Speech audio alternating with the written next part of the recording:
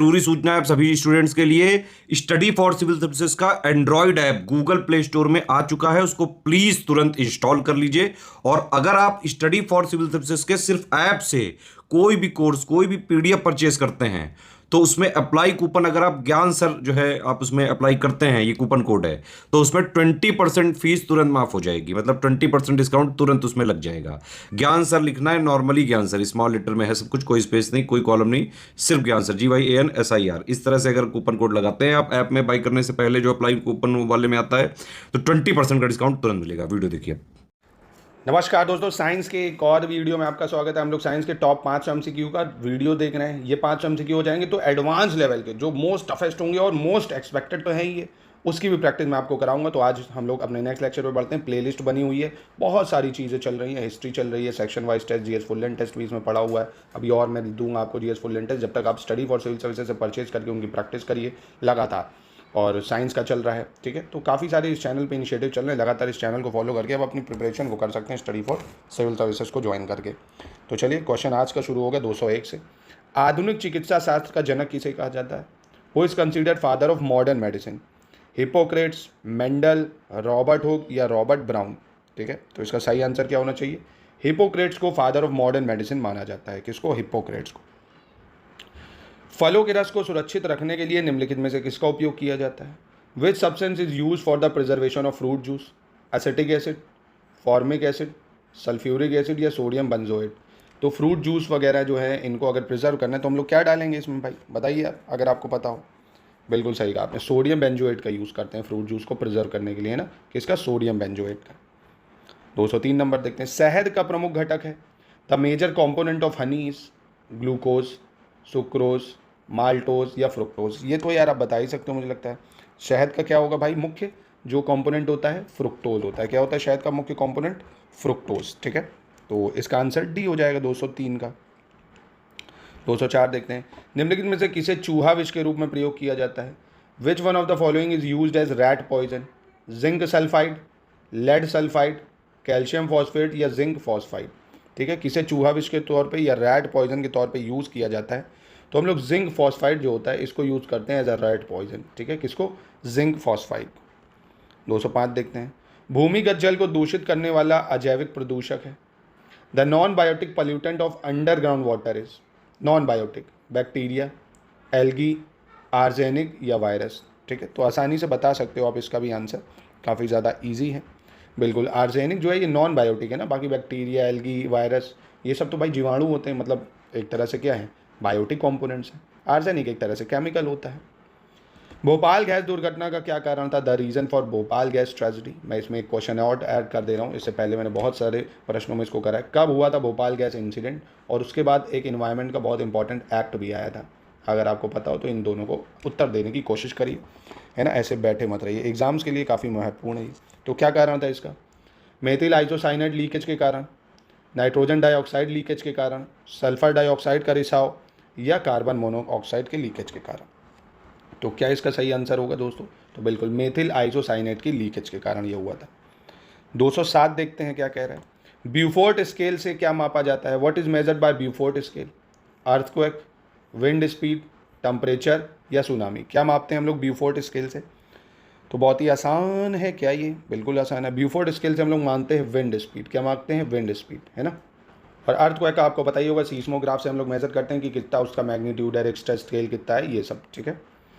कपास का संबंध किस कुल से है? Cotton belong to the family of Solanaceae, Gramineae, Cruciferae या मालवेसी? तो किससे बिलोंग करती है कपास? कॉटन, तो मालवेसी से बिलोंग करती है। किसकी? मालवेसी से बिलोंग करती है, ठीक है। चलिए 209 देखते हैं। अगला कह रहा है लाल स्याही बनाई जाती है। Red ink is prepare from? Phenol से, एनिलिन से, कॉन्गो रेड से या इओसिन से? रेड इंक किससे बनाई जाती है?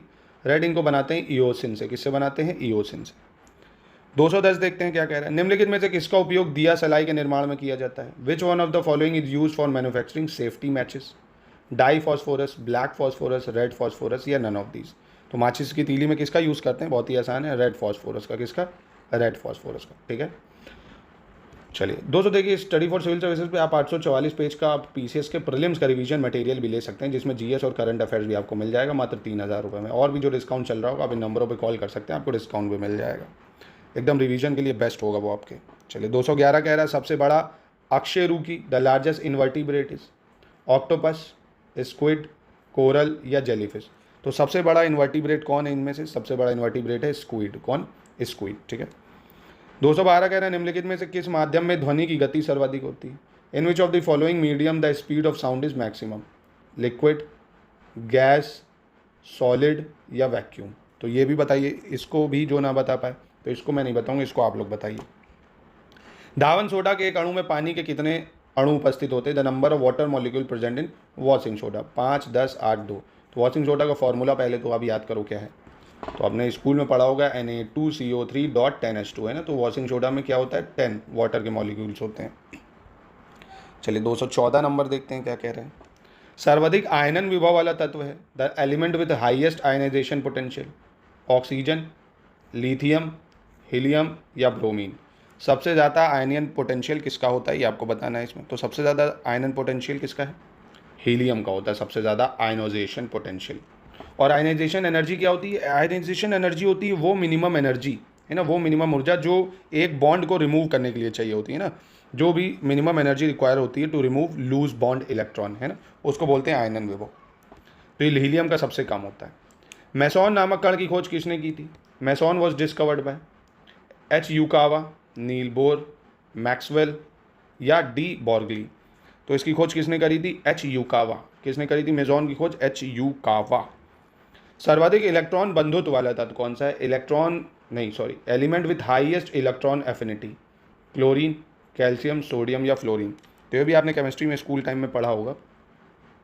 और इलेक्ट्रॉन एफिनिटी होती क्या? इलेक्ट्रॉन एफिनिटी होती है जो अमाउंट ऑफ एनर्जी रिलीज होती है जब कोई इलेक्ट्रॉन अटैच होता है किसी न्यूट्रल एटम से ना, तो उसको इलेक्ट्रॉन एफिनिटी कहते हैं, ये इलेक्ट्रॉनिक बंधुत्व कहते हैं। तो ये क्लोरीन की सबसे ज़्यादा होती है। किसकी? क्लोरीन की। ठीक है।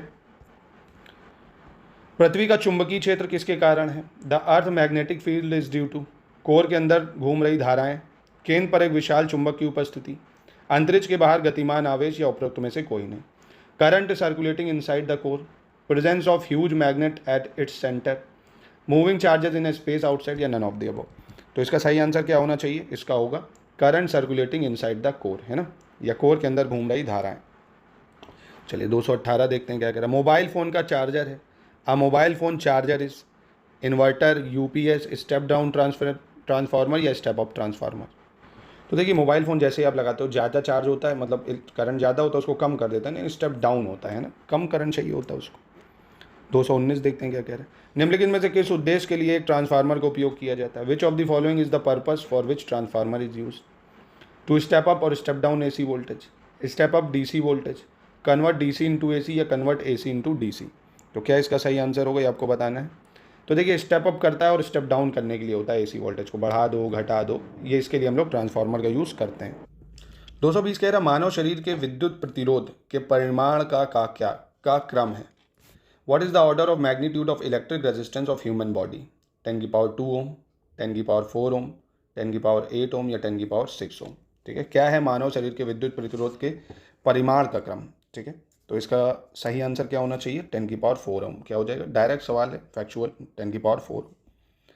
दो ठीक से जुड़े हुए आवेशित पिंडों के बीच विद्युत धारा प्रवाहित नहीं होती है यदि उनमें है the electric current does not flow between two properly connected charge bodies if they are same charge, same capacity, same resistivity या सेम पोटेंशियल। ठीक है, अगर उनमें सेम आवेश है, सेम क्षमता है, सेम प्रतिरोधक क्षमता या सेम विभव, तो क्या होगा भैया? तो बहुत ही आसान हो गया। देखिए अगर उसका पोटेंशियल ही सेम है तो कैसे चार्ज आएगा भाई? ये भी 220 वोल्ट है, ये भी 220 वोल्ट है, तो हमेशा करंट तो हाई टू लो में जाता है ना, तो ये कुछ नहीं होगा, सेम पोटेंशियल है अगर। तो बिजली का पेड़ को भी जला सकती है, बिजली जो है एक पेड़ को भी जला सकती है क्योंकि इसमें डैश की प्रचुर मात्रा होती है। Lightning can even burn a tree because it contain tremendous amount of electric energy, heat energy, chemical या पोटेंशियल एनर्जी। तो ये तो बता ही सकते हो, इलेक्ट्रिकल एनर्जी बहुत ज़्यादा अमाउंट में इसमें होती है। विद्युत चुम्बकीय प्रेरण के सिद्धांत पर काम करने वाला उपकरण डैश है? The device which work on the principle of electromagnetic induction, ammeter, dynamo, electric motor या बोथ। तो देखिए इलेक्ट्रोमैग्नेटिक इंडक्शन की अगर बात करेंगे तो जो डायनमो है और इलेक्ट्रिक मोटर है, दोनों इलेक्ट्रोमैग्नेटिक इंडक्शन पे काम करता है, यानी विद्युत चुम्बकीय प्रेरण के सिद्धांत पर काम करता है। तो यानी इसका बी और सी दोनों ही सही हो जाएगा। 224 कह रहा विद्युत ऊर्जा को यांत्रिक ऊर्जा में बदलने वाला उपकरण कौन सा है? A device which convert electrical energy into mechanical energy, dynamo, transformer, inductor या इलेक्ट्रिक मोटर। सोचिए इसको कि इलेक्ट्रिकल एनर्जी को मैकेनिकल में कन्वर्ट कर रहा है, ठीक है। तो देखिए बिल्कुल सही है। मोटर क्या है भाई, इलेक्ट्रिक, जैसे ही आप करंट दोगे तो मोटर क्या बन गई, मशीन एनर्जी यानी मैकेनिकल एनर्जी बन गई है ना, तो ऑप्शन डी सही हो जाएगा।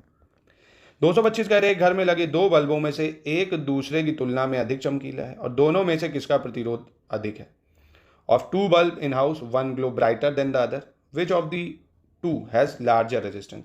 अब एक बल्ब ज़्यादा तेज जल रहा है, एक कम चल रहा है, रेजिस्टेंस किस में ज़्यादा है। चमक प्रतिरोध पर निर्भर नहीं करती है, दोनों का प्रतिरोध समान है, या जो ज़्यादा जल रहा है या जो धीमे जल रहा है। लॉजिकल सवाल है। तो देखिए जो धीमे जल रहा है यानी उसको करंट कम मिल रहा है, यानी उसका रेजिस्टेंस ज़्यादा है। भाई रेजिस्टेंस का काम क्या होता है, करंट को रोकना। और जैसे आप देखो ना, चार्जर लगा दो, इतना ज़्यादा करंट होता है बोर्ड में, पर आप चार्जर को कम देगा वो। ऐसे अगर चार्जर का आप ये बॉक्स हटा दो, डायरेक्ट तार काट के लगा दो, फ़ोन आपका फट जाएगा, मतलब जल जाएगा फ़ोन। क्यों? क्योंकि ज़्यादा करंट मिल गया। तो चार्जर में लगा होता है रेजिस्टेंस, जो ज़्यादा करंट को कम में कन्वर्ट करता है, ठीक है। चलिए 26 देखते हैं। बिजली की खपत का बिल किसके माप पर आधारित होता है। Electricity consumption bill is based on the measurement of voltage, watt, ohm या एम्पियर। बहुत ही आसान है। किस पे मापा जाता है हम लोग, कितने वॉट यूज़ करा, कहते हैं ना भाई कितने वॉट यूज़ कर रहे हो बिजली, है ना, वॉट होती है। जब सितार और बांसुरी पर एक ही स्वर बजाया जाता है तो उत्पन्न ध्वनि में अंतर के कारण एक दूसरे से अलग किया जा सकता है। When the same tone is played on a sitar and a flute, the sound produced can be distinguished from each other because of differences in loudness only, pitch, loudness, quality only या pitch and loudness। तो इसका क्या सही answer होना चाहिए, इसका हो जाएगा क्वालिटी से हमें सिर्फ अलग पता चलेंगे ना, क्वालिटी के कारण। भाई आप देखोगे ना, जो आपकी फ्लूट है और सितार है, दोनों की जो साउंड होगी उसकी क्वालिटी में फ़र्क होगा, क्योंकि पिच और लाउडनेस तो सेम ही होगी भाई। 100 डेसिबल का शोर स्तर किसके अनुरूप होगा। A noise level of 100 decibel would correspond to केवल श्रव्य ध्वनि, मशीन की दुकान से शोर, शोरगुल वाली गली से आवाज़ या साधारण बातचीत, ठीक है। तो 100 डेसिबल काफ़ी ज़्यादा होता है, 100 डेसिबल वैसे। तो कहाँ पे सही होना चाहिए, इसका आंसर क्या होगा। तो इसका देखिए आंसर हो जाना चाहिए noise from a machine shop, बहुत ही ज़्यादा तेज़ आवाज़ आएगी। मनुष्यों की श्राव्य सीमा क्या होती है, ऑडिबल रेंज क्या होती है ह्यूमन की। 20 से 20,000 हर्ट्स, 30 से 100 हर्ट्स, 0 से 20 हर्ट्स या 2 लाख से 4 लाख हर्ट्स। स्कूल में तो पढ़ा होगा इसको। ह्यूमन की ऑडिबल रेंज होती है 20 से 20,000 हर्ट्स। कितनी होती है ह्यूमन की ऑडिबल रेंज, 20 से 20,000 हर्ट्स। चलिए 230 नंबर सवाल क्या कह रहा है। अल्ट्रासोनिक तरंगों के बारे में निम्नलिखित में से कौन सा कथन सही है। Which of the following statement is correct about ultrasonic waves. They can control automatic doors, they can be used to treat diseases, they can destroy insect, all of the above। वे स्वचालित दरवाजों को नियंत्रित कर सकती हैं, इनका उपयोग बीमारियों के इलाज के लिए होता है, कीड़ों को भी नष्ट कर सकती हैं, या ऑल ऑफ द अबव। तो बिल्कुल सारे ही सही हैं ये, है ना। देखा होगा नहीं, जो ऑटोमेटिक यूज़ होती हैं, टीवी की रिमोट से भी वही निकलता है, तो ये सही है इसका। 231 कह रहा है ध्वनि के स्रोत और परावर्तक सतह के बीच न्यूनतम कितनी दूरी होनी चाहिए ताकि एक प्रतिध्वनि स्पष्ट रूप से सुनी जा सके। How much should minimum distance between the source of sound and reflecting surface so that an echo can be heard clearly? 10, 24, 17 या 19 मीटर। तो स्कूल में पढ़ा होगा भैया, इसे एक डायग्राम बना होगा, ये दीवार बनी होगी, बच्चा बोलता है, तो मिनिमम डिस्टेंस 17 मीटर होनी चाहिए थी, ठीक है। यदि वायु, जल और स्टील में ध्वनि की चाल क्रमशः क्या होगी भाई, किसमें, एयर में, वाटर में, स्पीड में, साउंड की स्पीड। तो भाई बहुत ही आसान है, साउंड की सबसे ज़्यादा किसमें होती है, सॉलिड में, फिर उसके बाद लिक्विड में, फिर उसके बाद गैस में। तो आसानी से बता सकते हो इसका सही आंसर क्या हो जाएगा, बिल्कुल ये हो जाएगा ए, सॉलिड, वाटर, फिर गैस हो गया, ठीक है। 233 कह रहा है आंतों के रोगों के निदान में किन किरणों का प्रयोग किया जाता है। Which rays are use in the diagnosis of intestinal diseases. X ray, alpha rays, beta rays या गामा रेज। किसका प्रयोग करते हैं इसके लिए हम लोग, इसके लिए एक्स रेज का प्रयोग करते हैं इंटेस्टाइनल डिसीजेस को क्योर करने के लिए, एक्स रेज का। 234 पृथ्वी के वायुमंडल में आयनोस्फीयर नामक एक परत रेडियो संचार की सुविधा प्रदान करती है, क्यों। ओजोन की उपस्थिति के कारण रेडियो तरंगों का पृथ्वी पर परावर्तन होता है। रेडियो तरंगों की तरंग दैर्ध्य बहुत लंबी होती है। The presence of ozone causes the reflection of radio waves to earth, और radio waves have a very long wavelength, ठीक है।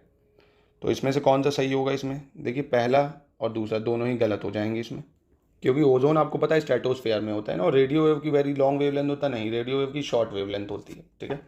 तो दोनों ही गलत हो गए इसमें। निम्न में से किसे माध्यम की आवश्यकता नहीं है? Which of the following does not require a medium? Convection, conduction, radiation या नन ऑफ दीज? संवहन, चालन, विकिरण या नन ऑफ दीज। ठीक है, तो इसका क्या आंसर होना चाहिए? तो इसका आंसर हो जाएगा, देखिए जो रेडिएशन होता है इसको मीडियम की आवश्यकता नहीं होता। रेडिएशन क्या है, जैसे अर्थ सरफेस है वो रेडिएट होती रहेगी, है ना, इसके लिए किसी मीडियम की आवश्यकता नहीं होती। बाकी संवहन, कंडक्शन के लिए आपको क्या चाहिए, एक माध्यम चाहिए होगा। चलिए 236 देखते हैं। पराबैंगनी किरणों के खोजकर्ता कौन थे? Who was the discoverer of ultra violent rays? John Ritter, Paul Willard, Marconi या विलियम हार्सेल? कौन थे यूवी रेस के भैया फाउंडर, मतलब किसने डिस्कवरी की यूवी रेस की, आपको बताना है। तो इसके फाउंडर थे भैया, डिस्कवर थे जॉन रिटर। कौन थे? John Ritter. ठीक है। 27 कह रहा है निम्नलिखित में से किस तत्व में न्यूट्रॉन नहीं होते हैं? विच of the following element does not contain neutrons?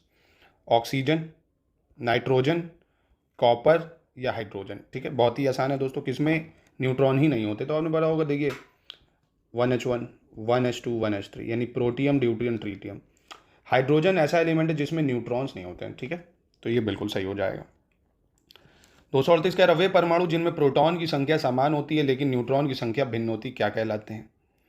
The atom in which the number of proton is same but the number of neutron is different, है ना, मतलब प्रोटॉन की संख्या तो सेम है, न्यूट्रॉन की संख्या अलग है, तो उनको आइसोटोप, आइसोटोन, आइसोमर या आइसोबार क्या कहते हैं? तो ये होते हैं आइसोटोप। ठीक है, यानी जिसमें एटॉमिक नंबर सेम होता है और जो मास नंबर होता है वो अलग होता है ना, यानी ये जो नीचे लिखा होता है एटॉमिक नंबर ये सेम है, मास नंबर अलग होता है, उसको बोलते हैं आइसोटोप। इसी को उल्टा अगर बोलें तो प्रोटॉन की संख्या सेम होती है बट न्यूट्रॉन की संख्या अलग होती है। ठीक है, 239 देखते हैं। निम्नलिखित में से कौन रासायनिक परिवर्तन का उदाहरण है? Which of the following is example of chemical chain? Sodium chloride का क्रिस्टलीकरण, बर्फ का पिघलना, दूध का खट्टा होना या उपरोक्त में से कोई नहीं? देखिए शोरिंग ऑफ मिल्क, दूध खट्टा हो गया तो वापस सही नहीं हो सकता है ना, ये केमिकल चेंज है ना। अब आइस पिघली उसको वापस जमा दो, वापस मेल्ट हो जाएगी, मतलब बर्फ बन जाएगी। तो ये केमिकल चेंज है जो इरिवर्सिबल होता है, वापस सही नहीं हो सकता। दही बन गया वो, है ना, तो सी हो जाएगा इसका आंसर। 240 कह रहा है पॉस्चराइजेशन एक ऐसी प्रक्रिया है जिसके द्वारा, pasteurisation is a process by which, पहले दूध को अधिक समय तक गर्म किया जाता है और फिर निर्दिष्ट समय के भीतर अचानक ठंडा किया जाता है।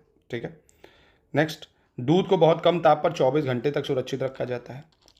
तीसरा कह रहा है दूध को लगभग 8 घंटे तक गर्म किया जाता है, या इनमें से कोई नहीं? First milk is heated up to longer time and then cooled suddenly within specific time. Milk is preserve at a very low temperature for 24 hour और milk is heated for around 8 hours. ठीक है, तो पता होगा दोस्तों pasteurisation daily हमारी लोग की महिलाएं, मम्मी लोग घर पे करती हैं। क्या करती हैं भाई, गर्म करती हैं फिर ठंडा कर देती हैं उसको, है ना, तो ये हो जाएगा इसका answer.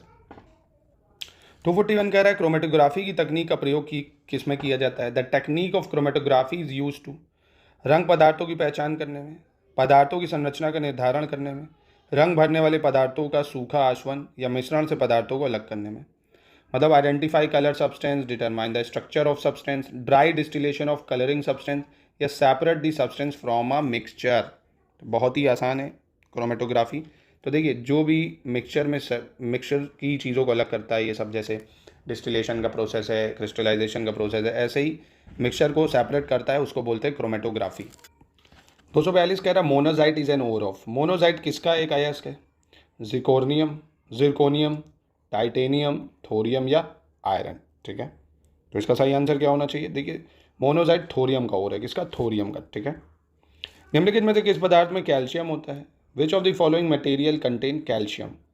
China clay, corundum, gypsum? तो इसका सही आंसर क्या होना चाहिए? तो देखिए इसका सही आंसर होना चाहिए जिप्सम, क्योंकि जिप्सम जो होता है उसका फॉर्मूला क्या होता है? CaSO4.2H2, है ना, इसमें कैल्शियम होता है जिप्सम में। ठीक है, तो इसका आंसर हो जाएगा CaSO4.2H2 में जिप्सम हो जाएगा। चलिए 244 पे आते हैं। निम्नलिखित में से कौन सी वायुमंडल में स्थायी गैस है? Which of the following is the permanent gas in the atmosphere? Carbon dioxide, ozone, nitrogen या नियॉन? तो ये भी काफ़ी आसान है दोस्तों। परमानेंट गैस कौन सी है? नाइट्रोजन। ठीक है, वायुमंडल में स्थायी गैस है नाइट्रोजन। जर्मन सिल्वर में कितने प्रतिशत चांदी होती है? How much percentage of silver is found in German silver? 20, 60, 30 या 0%? तो होती है इसमें ठुल्लू 0%। भैया नाम है जर्मन सिल्वर, इसमें क्या क्या होता है? 60% कॉपर होता है, 60% क्या होता है? कॉपर होता है, 20% निकेल होता है इसमें 20%, और आपका 20% जिंक होता है। ठीक है, यानी कॉपर, निकल, जिंक होता है इसमें, तो इसका ऑप्शन डी हो जाएगा। हवा के गुब्बारों में हाइड्रोजन की अपेक्षा हीलियम को प्राथमिकता दी जाती, क्यों? Helium is prefer to hydrogen in air balloon because it is cheaper, does not form an explosive mixture with air, has greater lifting power या इज लेस डेंस। तो इसका सही आंसर क्या होना चाहिए? तो इसके देखिए ये वायु के साथ विस्फोटक मिश्रण नहीं बनाती, क्योंकि हाइड्रोजन भाई तुरंत गैस जो होती है एक्सप्लोसिव कर सकती है, इसलिए हीलियम यूज़ करते हैं हम लोग, क्योंकि एक्सप्लोसिव नहीं होती है। ब्रोमीन एक डैश है, bromine is a colourless gas, brown solid, highly inflammable gas या रेड लिक्विड। तो ब्रोमीन क्या है दोस्तों? तो ब्रोमीन है एक लाल तरल या रेड लिक्विड है। वही 248 कह रहा है वेल्डिंग में प्रयुक्त गैस डैश होती है। Gas used in welding are oxygen and hydrogen, oxygen nitrogen, oxygen acetylene या हाइड्रोजन एसिटिलीन। ठीक है, तो वेल्डिंग में किसका यूज़ होता है? वेल्डिंग में हम लोग यूज़ करते हैं ऑक्सीजन और एसिटिलीन का, ऑक्सीजन और एसिटिलीन। 249 क्या कह रहा है? हरे फलों को कृत्रिम रूप से पकाने के लिए कैल्शियम कार्बाइड का उपयोग किया जाता है, क्योंकि यह calcium carbide is used for artificial ripening of green fruit because it produce methylene, oxygen, fluorine या एसिटिलीन। तो ये क्या प्रोड्यूस करता है? एसिटिलीन प्रोड्यूस करता है। क्या बनाता है ये? एसिटिलीन। ठीक है, चलिए 250 देख लेते हैं क्या कह रहा है।